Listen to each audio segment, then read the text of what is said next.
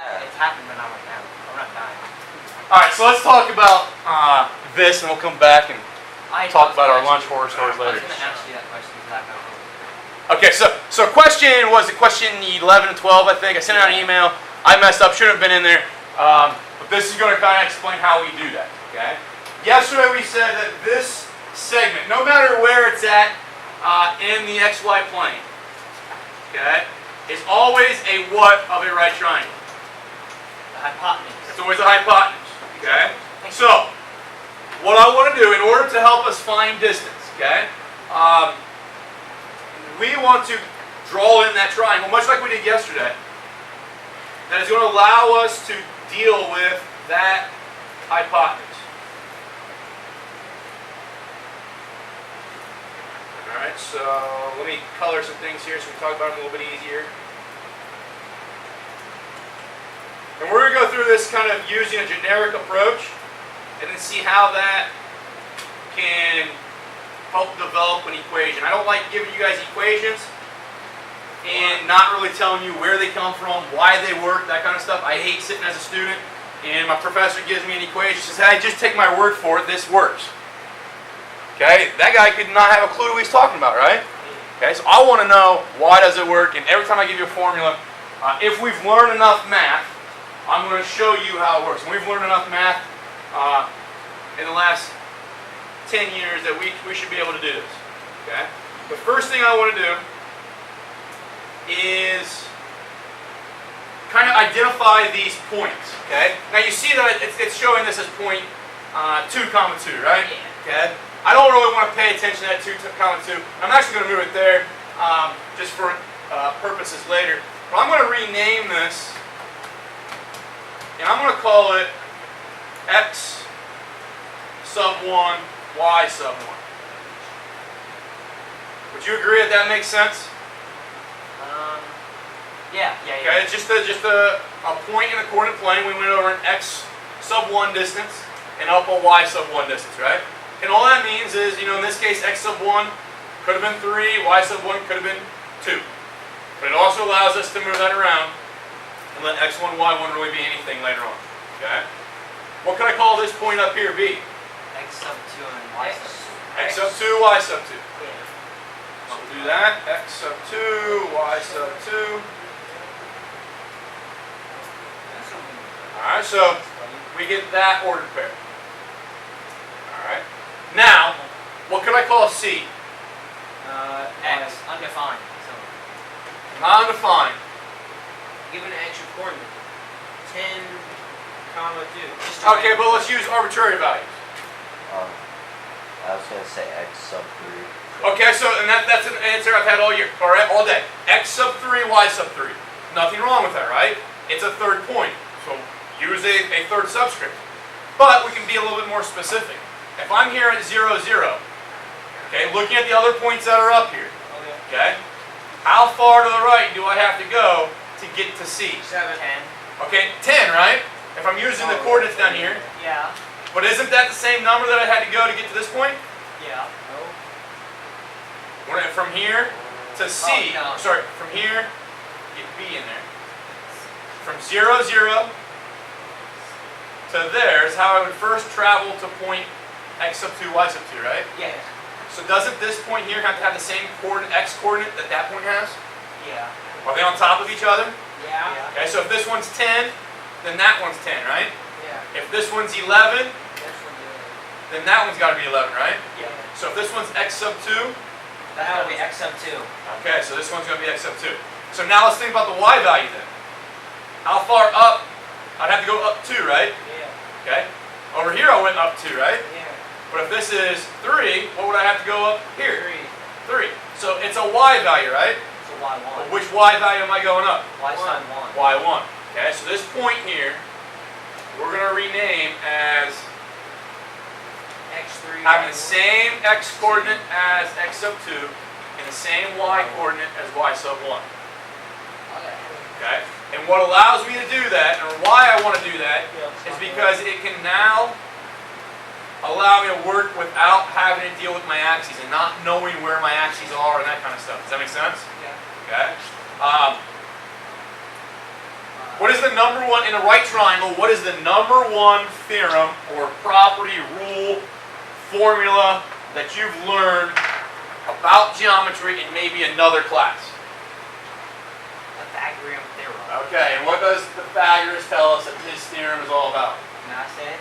You can say. Is it the A times B Isn't it Plus- A squared plus, B squared equals C squared? A plus C? Hey, Claire knows. I said that. Oh, that's what I Alright, meant. That's what I meant. Alright, Yeah. so a squared plus b squared equals c squared, right? That's what you said. I'm just gonna write c squared first, okay? Now, history tells us that we named that after Pythagoras. Pythagoras is really not the guy that came up with it, okay? There's proof that Egyptians were and Babylonians were using it much longer, or sorry, a greater amount of time before Pythagoras was ever born. Does that make Why sense? don't we name it We like just grant him credit with. I don't know if he was the first one to really publish it and really provide a proof for it, but you know, in Egyptian buildings and stuff, we see that they had knowledge of this. Okay. Math is that way a lot. Sometimes we grant ownership or credit to somebody that maybe either stole it from somebody else or maybe was just the first person to publish it or something of that nature. So it is the Pythagorean theorem, and usually for the Pythagorean theorem, you have to do one more step to find the distance, right? Yeah. If that's A, that's B, we call that C. What's the one more step that we have to do to find the length of the hypotenuse? Square it all. Careful. Cube it all. You said Square square, so root. they're already squares. Square Square root. root it. Square root. That's not part So of it. C ends up being A squared plus B squared. And we take square root of that. Okay? That's the distance formula. That is all I need to show you. Okay? But we're going to go a little bit deeper with it. So you already knew how to find distance in the coordinate plane because you knew what the Pythagorean theorem was. But it's a little bit more explicit because we should be able to do this when they just give me these 2 points, x1, y1, and x2, y2. And if we see our formula right now, there is no x2, y1, x1, y2, any of that kind of stuff, right? There's no x's and y's in it. So we need to go a little bit further with this and see how we can get those to show up. Okay? And it all comes down to being able to rewrite this dotted red line as a distance. Okay? Because it's horizontal, right? When we find the distance, if I were to give you, let's just do it, let's go 3 to 11. And I gave you that number line. Okay, and that segment on it, and I asked you to find the length of it, what would you do? Subtract 11 from 3. Okay, subtract 11 from 3. Gives you 8, right? Yeah. Well, what if 11 is x sub 2 and 3 is x sub 1? What would you do with those two numbers? Subtract them. Subtract. So this A value is really x2 minus x1. Is that doable for everybody? Yeah. But distance always has to be what kind of number? Positive. Positive. So I'm going to put absolute value here. Because you can't go negative. We'll Right. have to walk backwards. Now, my y values, I want to find the length of B, which is that blue segment. Okay? Well, if I look over here, one of them was at 3 and one of them was at 6, right? Yeah. Subtract them again, right? Yeah. Gives me 3. Well, what if 3 was y1 and 6 was y2? Just subtract them. Subtract them again. But you take the If I take the absolute value. Okay? So that's going to give me the lengths of those two legs of a right triangle, regardless of what x1, y1, and x2, y2 are. Okay? So now, plugging that into our formula up here. Okay? The A value is that right there. So I'm going to replace it with x sub 2 minus x sub 1, absolute value squared. Plus then, my B value is that stuff right there. So I'll replace that. Y sub 2 minus y sub 1 squared. Does that make sense to everybody? Okay. Now, let's think about this. What's an absolute value always going to do to a number? Make it positive. Make it a positive. So if I have like negative 3, take the absolute value of it, what do you get? 3, square 3. 9. 9, okay? Keep 9 in your mind. What if I start with positive 3? What do I get when I take the absolute value? 3. 3, square 3. 9. 9 again, right? So through those two operations, you started with a negative and got +9. Or you started with a positive and you still got +9, right? So did it matter No. what I started with? No. So what that tells me is these absolute value bars are doing the same thing that that power of 2 would eventually do for me. Oh yeah. So I'm going to get rid of the absolute value bars and not even pay attention to them. So we're going to rewrite our final formula here. Let me get the eraser.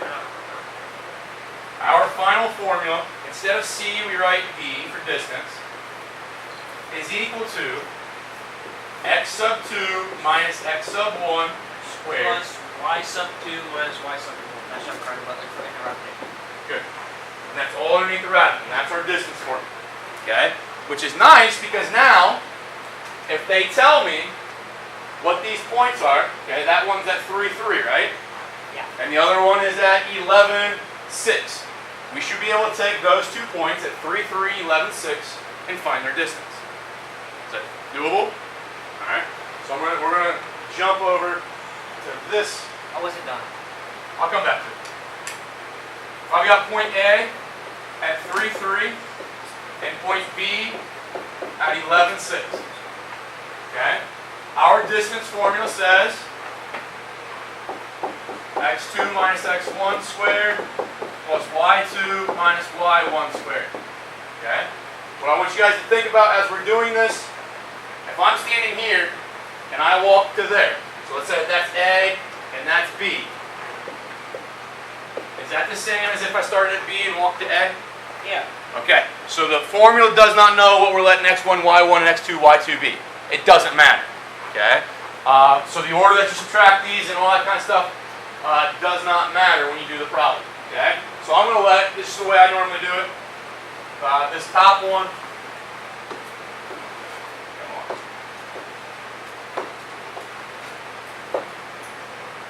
I'll let this be x1, y1, x2, y2, but it doesn't really matter. And I just plug them into my formula. So distance is equal to x2 is 11, x1 is 3, and that gives me that horizontal, I think it was a red segment for that right triangle when we go back to geometry.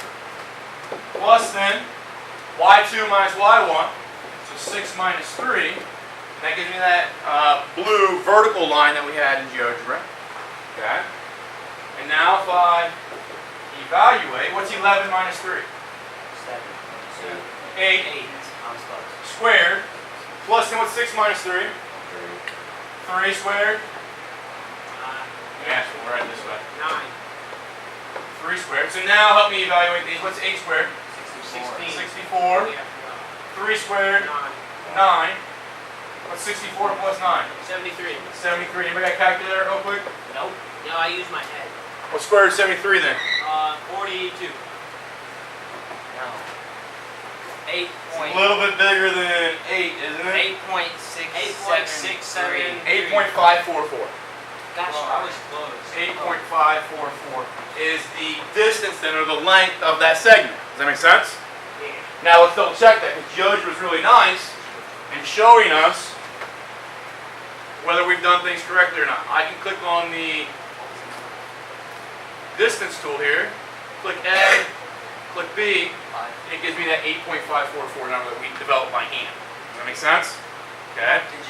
Now, when you do this stuff, okay, I don't usually write my formula down like that every time. Okay. You probably want to initially to ingrain it in your mind, to burn it in your mind.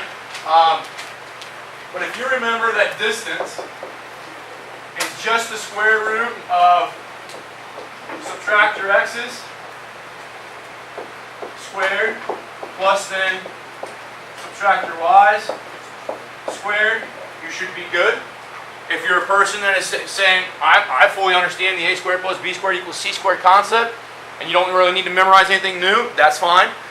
What is nice is that the end of course exam always gives you that formula. My tests never give you formulas. Okay? Because I know how much we're going to use it and how much it's going to be useful for you to be able to pull those things out of your mind as fast as you can. So I'm going to force you to learn it and memorize it. It's just going to, I think giving it to you does a disservice to you. Okay? So let's just do, let's go A is at -312 and B is at 7, 6. And we'll just show you the quick way of doing distance. I like to stack my points because it aligns my x's on top of x's and my y's on top of y's, and I never accidentally manipulate an x with a y or something like that. So, first part says subtract your x's. -3 minus 7, right? What's Yeah. -3 minus 7? 3.7 is 4. 10. -10. -10. You owe me $3, you borrow $7 more from me, you owe me $10, right? Oh yeah. Okay. Now if I go 12 minus 6, what's 12 minus 6?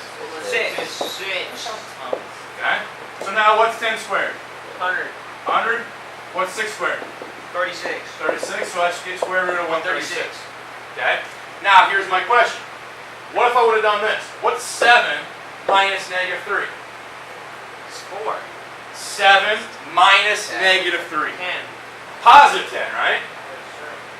So that would have been a plus.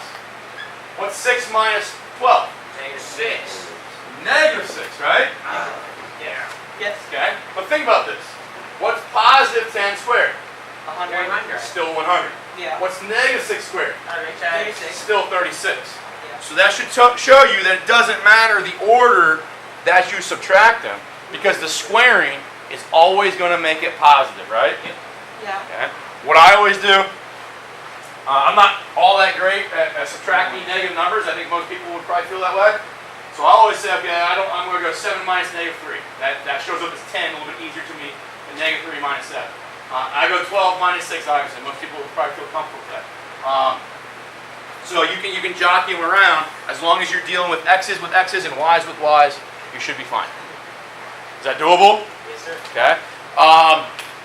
Math Excel assignment, due tomorrow. Tomorrow we'll tie up any loose ends with this